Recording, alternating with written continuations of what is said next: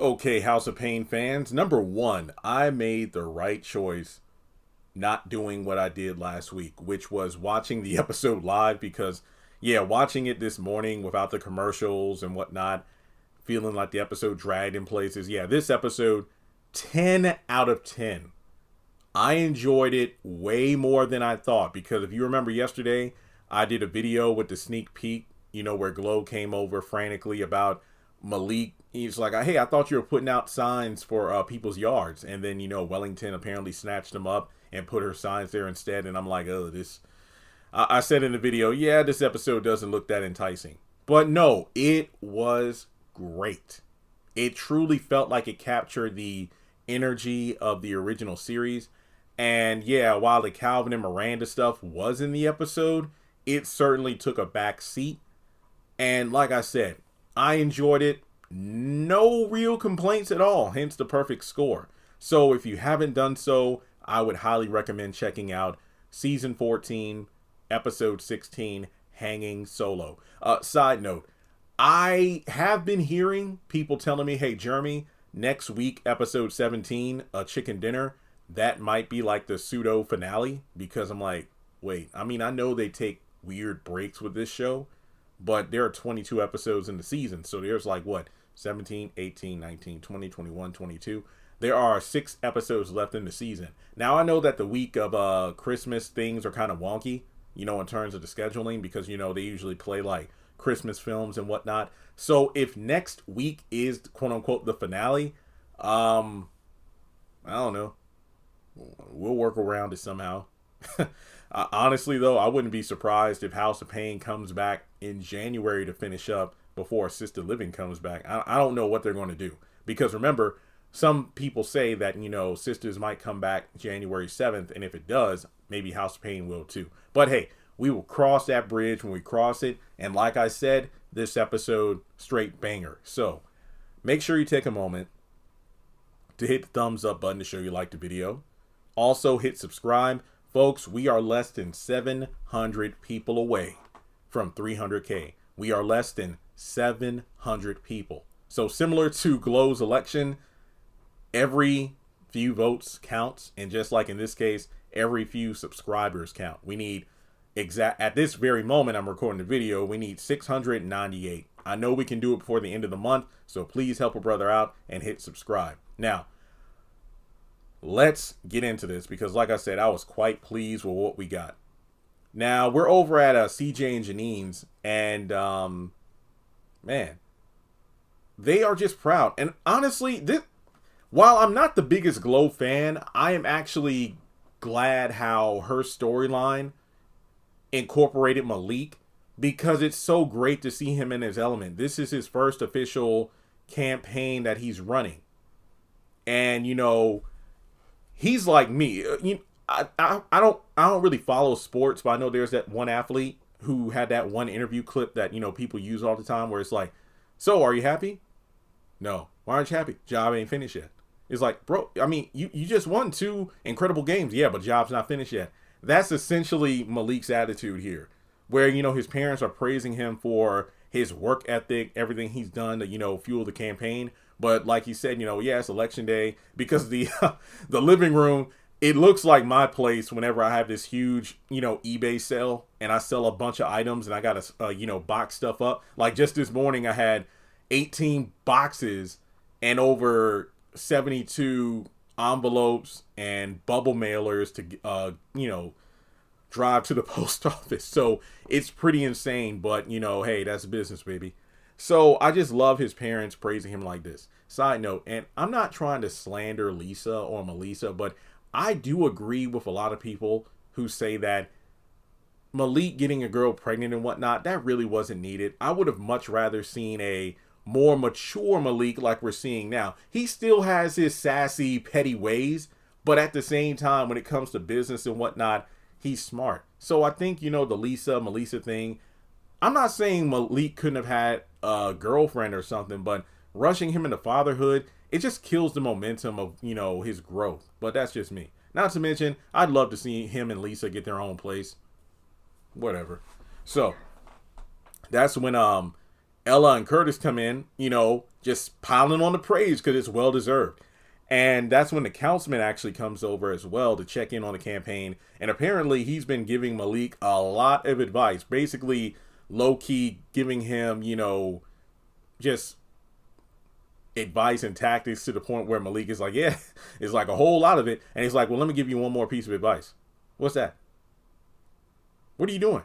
What do you mean? What are you doing right here? You need to go door to door. You need to be out there. Glow needs to be at the firehouse where the voting's taking place, because at this point in a small town election like this, every vote counts. Like every 4 or 5 votes, that can make the difference between winning and losing. And I love this because this episode did a fantastic job with incorporating the importance of voting, not just in big elections, but in, just like district or small, the smaller scale elections. And truth be told, I've been told this a lot, and I actually agree on some level, on a lot of levels actually, that when it comes to like your state, your governor, your district, those kind of elections have more of an impact on you than the presidential election. I'm not saying one is more important than the other, but when you really look at the details of it, certain things impact your day-to-day life from these local elections more so than the presidential ones. So they really did a great job. Just had to give the writers a pat on the back for this. So Malik takes that advice to heart because, and I love how the councilman says, hey, don't think that I don't think you're not working hard. I know you have been, but even on election day, you got to put in that extra elbow grease. This reminds me of, I have not watched this movie in a long time, but I could quote it like it's nobody's business. Head of State, Chris Rock, Bernie Mac. When it was the election day and, Mace Gilliam, aka Chris Rock's character, he got on a bus. He got his the tour bus he used to, go around doing campaign speeches and whatnot, to go to his hometown, to drive people to and from work, to drive people to and from their voting booths. Basically, it helped.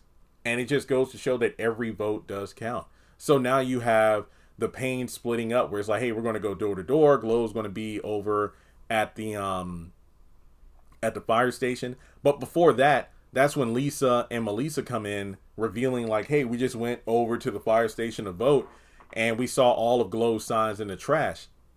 And that's when Glow comes in, freaking out over this, saying, hey, I thought you were putting signs in people's yards. I did. Well, then, of course, that's when they learn Wellington must have snuck over behind Malik, replaced Glow's signs with her signs, and we even hear her on a megaphone slandering Glow with a weak rap that doesn't even rhyme. So that pretty much just showed that the councilman was absolutely right. On election day, you got to put in even more work than you did during the entire campaign to get those last minute voters. So from there, we go over to Curtis, Glow, and Ella returning from, going door to door. And they talk about how the neighborhood has really changed a lot. Despite Curtis and Ella being known to a good number of neighbors, there were way more neighbors that they didn't know, which was a point that was touched upon when this entire storyline first started. Not to mention Curtis mentioning a whole lot of white folks, and Glow was like, yeah, the neighborhood's changing. The neighborhood has changed. So from there, the councilman and Malik come in, and this is when they get the first round of votes that are coming in, and Wellington is winning by a large margin. I want to say she had over 60% of the votes. And they also talked about how it was surprising that while they were going door to door, there were a good number of people who weren't even going to vote at all. So, yet again, they talk about the importance of voting. And Jasmine comes in and mentions how, she did what she could to rally as many people from college to vote for Glow as well. And she makes it clear, like, hey, Glow, you're down. The younger folks are down with you because Wellington has made a whole bunch of police reports against, I guess college students doing reckless things and whatnot. So Glow is more chill, so they rock with her. And they have a, mini conversation about the importance of voting and how Ella and Curtis would always bring Malik and Jasmine to elections whenever they voted. So it really was instilled upon them to vote. And of course, Ella mentions, the power of prayer. And that's when Curtis is like, well, the power of prayer, that's what got y'all in this mess in the first place, because, the HOA rules and whatnot, you talking about how you can't be having those, religious gatherings. And Ella's like, this is a praying house, Curtis. And even the councilman vouches, for that not being against the law. So I wonder if Glow gets reelected, would they do something to like shift around the rules? Because to be fair, even if she does win, that doesn't mean Wellington couldn't report them again. Don't get me wrong. Hey, this is a praying house too. Like I said, my church is literally right around the corner. And I went to seminary. But, with HOA violations and whatnot, those are real. So it's one of those things where I wonder if certain bylaws will get, rewritten or changed around, or a vote will be done on that because of the fact of a peaceful assembly and whatnot.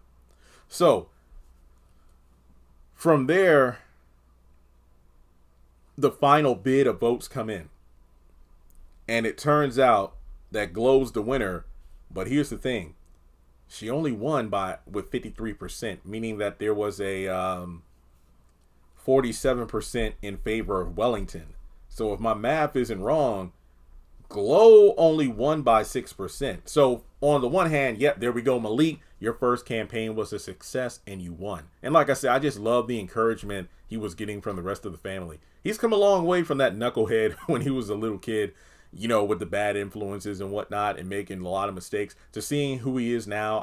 I just loved Malik getting the props he deserved. I love that.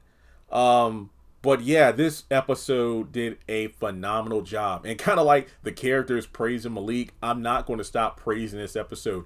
They really hammered in how every vote does count. And in these small town elections, just a handful of votes can mean the difference between winning and losing. Something tells me if the councilman didn't come by to give them the advice about going door to door, or Glow being at the fire station to meet with voters and whatnot, there is a strong chance she was going to lose. I mean, between Wellington swapping out the yard signs and getting on the megaphones and whatnot, yeah, I really believe that had they not followed councilman's advice, Glow would have lost the election. So, yeah, phenomenal part of the episode. So, everything else is in relation to the Calvin stuff.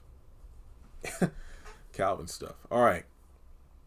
So, we go over to the condo, and you could tell that this is a situation where it's like it's a bachelor pad now. There's no women around. I can relate.